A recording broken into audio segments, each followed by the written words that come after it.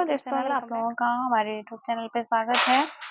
तो गाइज आज हम लोग न्यूट्रिशन के चैप्टर फर्स्ट का ही पार्ट है। हम लोगों ने चैप्टर फर्स्ट में पिछली वीडियो में फूड को देखा था, कवर किया था, और इस वीडियो में हम लोग उसके आगे के पार्ट न्यूट्रिशन को देखते हैं। ठीक है, तो चलिए बिना टाइम वेस्ट किए जल्दी से वीडियो को शुरू करते हैं। पोषण, न्यूट्रिशन को क्या बोलते हैं हिंदी में? पोषण। पोषण क्या है? पोषण किसे कहते हैं?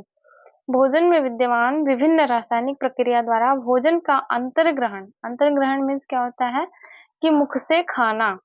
जब हम लोग हाथ से उठाकर मुख में भोजन को लेते हैं तो उसे ही अंतर्ग्रहण बोलते हैं। ठीक है, तो क्या हुआ कि भोजन में विद्यमान विभिन्न रासायनिक प्रक्रिया द्वारा भोजन का अंतर्ग्रहण यानी कि मुख से खाना या अंतर्ग्रहण करना तथा उसे पचाना यानी कि डाइजेशन तथा अवशोषण होना तथा पौष्टिक तत्वों का प्रयोग तथा मल निष्कासन करना ही पोषण कहलाता है। कहने का मतलब है कि पोषण क्या है? देखिए, कहने का मतलब है कि भोजन के अंतर्ग्रहण, खाना हो गया, फिर पाचन डाइजेशन हो गया, है ना, उसके बाद हो गया हमारा अवशोषण। ठीक, अवशोषण हम सजीवों द्वारा ही किया जाता है। अवशोषण होने के बाद जो उसमें से पौष्टिक तत्व रिलीज होते हैं उनका उपयोग होना। ठीक, उनका उपयोग कैसे होता है? शरीर की वृद्धि करने में होती है, तंतुओं की टूट फूट की मरम्मत करने में होती है, फिर शरीर को उष्णता यानी कि ऊर्जा प्रदान करने में होती है तथा विभिन्न क्रियाओं का नियंत्रण होता है जिनसे उसे ही हम पोषण कहते हैं। ठीक, यहाँ तक आई बात समझ में आप लोगों को? आया बात कि पोषण किसे कहते हैं? कुल मिला के कहने का मतलब है कि जब हम लोग भोजन लेते हैं, भोजन को खाते हैं और उसके बाद जो उसमें से पौष्टिक तत्व रिलीज होते हैं और वो पौष्टिक तत्व जब हमारे शरीर की विभिन्न इकाइयों की वृद्धि करते हैं, जो तंतु हमारे शरीर में टूट फूट मतलब टूटे फूटे होते हैं उनकी मरम्मत करते हैं। कहने का मतलब आसान भाषा में कुल मिलाकर जब हमारे शरीर को ऊर्जा मिलती है और हमारा शरीर स्वस्थ रहता है तो उसे ही हम लोग पोषण कहते हैं। ठीक है, अब चलिए आगे देखते। आगे हमारा आता है पोषण की स्थितियां।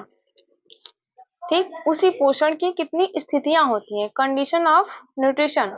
तो पोषण की हमारी मुख्य 2 स्थितियां होती हैं, ये पूछा भी जाता है। ठीक है, हमारे टीजीटी पीजीटी एग्जाम में पूछा जाता है कि पोषण की कितनी स्थितियां होती हैं। तो पोषण की कितनी स्थितियां मुख्य रूप से होती हैं? 2 होती हैं। कौन कौन सा? सुपोषण या उचित पोषण यानी कि जिसे हम लोग गुड न्यूट्रिशन कहते हैं। ठीक है, और दूसरा होता है कुपोषण यानी कि जिसे हम लोग मल न्यूट्रिशन कहते हैं। कहने का मतलब सुपोषण क्या है? जब शरीर के द्वारा संतुलित आहार लिया जाए और उनसे रिलीज पोषक तत्व हमें पोषण उचित मात्रा में प्रदान करें तो वही हमारा सुपोषण कहलाता है। शब्दावली से ही पकड़ में आता है ना, गुड न्यूट्रिशन यानी कि अच्छा पोषण, सुंदर पोषण, ऐसा भोज्य पदार्थ जिसको खाने से हमें हमारा शरीर स्वस्थ रहे। ठीक, तो वो हमारा हो गया सुपोषण। और कुपोषण में क्या होता है कि हमें विभिन्न बीमारियां लग जाती है, हमारा शरीर कमजोर दिखता है, दुर्बल दिखता है ना, वजन में कमियां होती है, वृद्धि और विकास नहीं होता है, ये सब हमारे कुपोषण के अंतर्गत आते हैं। ठीक, तो ये हमारा समझ में आया कि पोषण की स्थितियां कितनी होती हैं। तो पोषण की स्थितियां 2 होती हैं। पहला होता है सुपोषण या उचित पोषण जिसे हम इंग्लिश में गुड न्यूट्रिशन कहते हैं, और दूसरा हमारा आता है कुपोषण जिसे हम इंग्लिश में मल न्यूट्रिशन बोलते हैं। तो आप लोगों को सुपोषण और ये कुपोषण समझ में आया होगा ना? देखिए, मैंने आगे लिखा भी है कि सुपोषण या उचित पोषण यानी कि जिसे गुड न्यूट्रिशन कहते हैं, यानी कि शरीर के द्वारा संतुलित आहार। मैंने शॉर्टकट में लिखा है, अपनी भाषा में लिखा है कि शरीर के द्वारा जब हम संतुलित आहार को ग्रहण करते हैं और जो उनसे पोषक तत्व रिलीज होते हैं, उन पोषक तत्वों के द्वारा जो हमें एनर्जी मिलती है, जो हमें हमारे तंतुओं की टूट-फूट की मरम्मत होती है, मतलब उनका विभिन्न प्रकार से ख़्याल रखा जाता है एक आसान की भाषा में, कि पोषक तत्व तो हमारे शरीर का ख़्याल रखते हैं, ठीक है? और उनसे उचित पोषण जब देते हैं, तो उसे ही सुपोषण कहा जाता है। यहाँ तक बात आपको समझ में आ गई होगी, आई होप कि बहुत ही अच्छे से आप लोग समझ गए होंगे। तो चलिए अब हम कुपोषण को देख लेते हैं कि कुपोषण कितने प्रकार का होता है। देखिए, कुपोषण यानी कि मल न्यूट्रिशन, ठीक? मल न्यूट्रिशन भी हमारा 2 प्रकार का होता है। मल न्यूट्रिशन कितने प्रकार का होता है? 2 प्रकार का होता है। पहला आता है अति पोषण यानी कि ओवर न्यूट्रिशन, दूसरा है अल्प पोषण जिसे अंडर न्यूट्रिशन बोला जाता है, ठीक है? तो कहने का मतलब जब हम ज्यादा भोजन खा लेते हैं, अतिपोषण वही हुआ ना, जब हम ज्यादा भोजन खा लें। कभी कभी ऐसा होता है कि शादी पार्टी विवाह में जाते हैं, किसी भी फंक्शन को हम लोग अटेंड करते हैं, तो उसमें क्या करते हैं, जब कोई भोजन अच्छा लग जाता है तो ढेर सारा खा लेते हैं, तो हमारी आवश्यकता से अधिक हो जाता है, हैवी हो जाता है ना? तो उसे ही हम लोग अतिपोषण कहते हैं। कहने का मतलब ज्यादा खाना खाना भी हमारे सेहत के लिए, हमारे स्वास्थ्य के लिए नुकसानदायक होता है। और दूसरा होता है अल्प पोषण, जरूरत के अनुसार पोषण ना मिले, ठीक?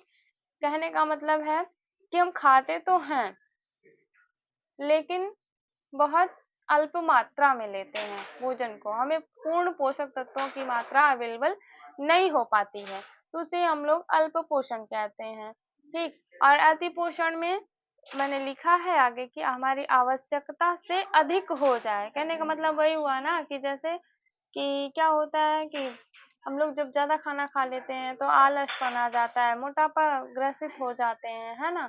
यही सब है हमारा अति पोषण, ठीक?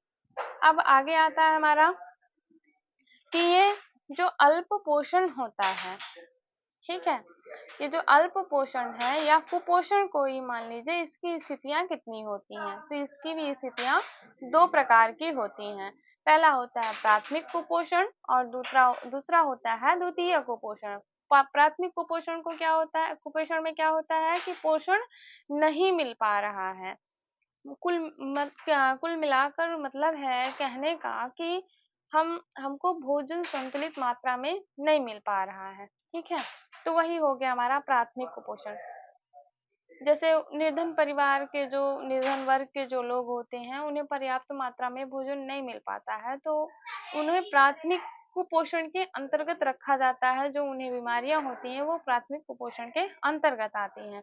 और द्वितीय कुपोषण में आता है कि पोषण तो मिलता है पर शरीर में लगता नहीं। ये देखिए, कुछ अगर त्रुटियां हो ना तो आप लोग प्लीज रिजर्व करिएगा, क्योंकि मैंने अपनी भाषा में लिखा है, बुक की लैंग्वेज से हटके मैंने अपनी भाषा में इसको लिखा हुआ है, ठीक है? तो द्वितीय कुपोषण क्या है? पोषण तो मिलता है पर शरीर में लगता नहीं। कहने का मतलब है हम अच्छा भोजन तो खाते हैं, ठीक है? लेकिन उनसे जो पोषक तत्व रिलीज हो रहे हैं वो तो हमारी बॉडी में आते हैं, पर होता ये है कि हम वैसे के वैसे ही रह जाते हैं, ठीक है? शरीर में वो लगते ही नहीं है, कहते नहीं है कि खाते तो बहुत है पर शरीर को लगता ही नहीं है, पता नहीं कहाँ चला जाता है। तो वही है हमारा द्वितीय कुपोषण। कुल मिला के संतुलित मात्रा में वो भोजन तो मिल रहा है, पोषण भी मिल रहा है, पर वो जा कहाँ रहा है पता नहीं चल रहा है, तो वही हमारा हो गया द्वितीय कुपोषण, ठीक?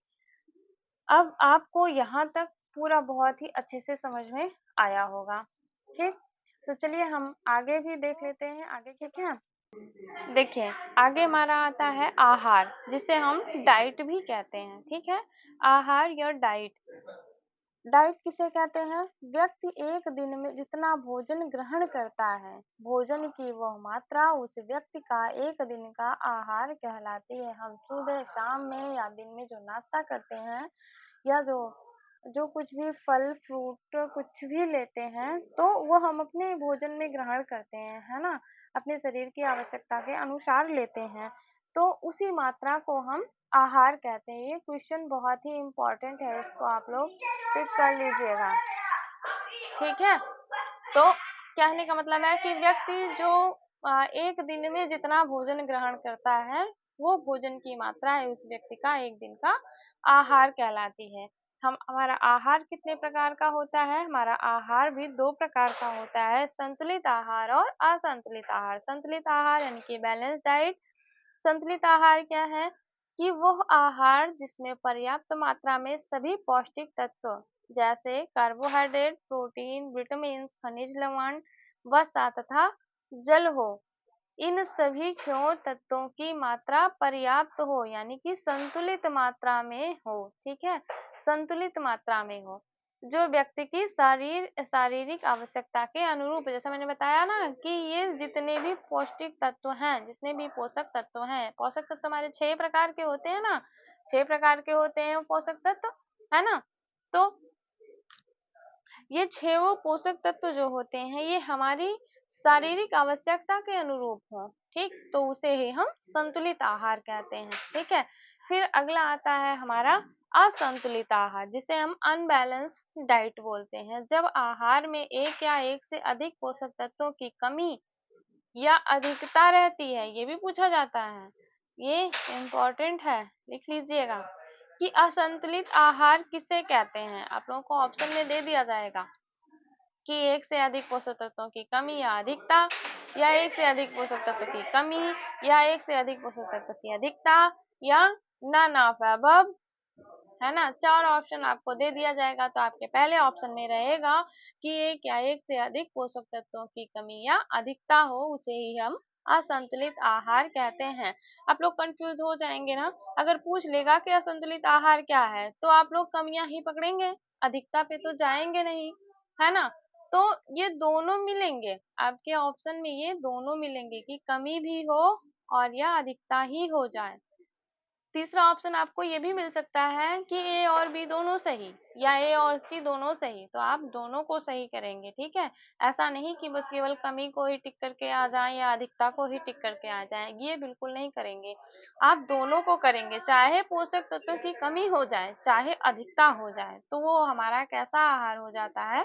असंतुलित आहार हो जाता है। ठीक है, आई होप आपको बहुत ही अच्छे से यहाँ तक बहुत ही बढ़िया से क्लियर हुआ होगा।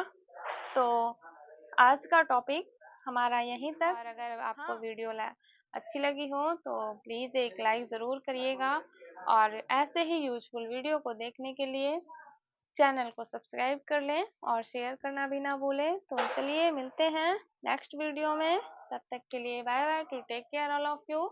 आप लोग मस्त रहिएगा, स्वस्थ रहिएगा और अपनी पढ़ाई में निरंतरता बनाए रखिएगा। तब तक के लिए bye bye, to take care all of you.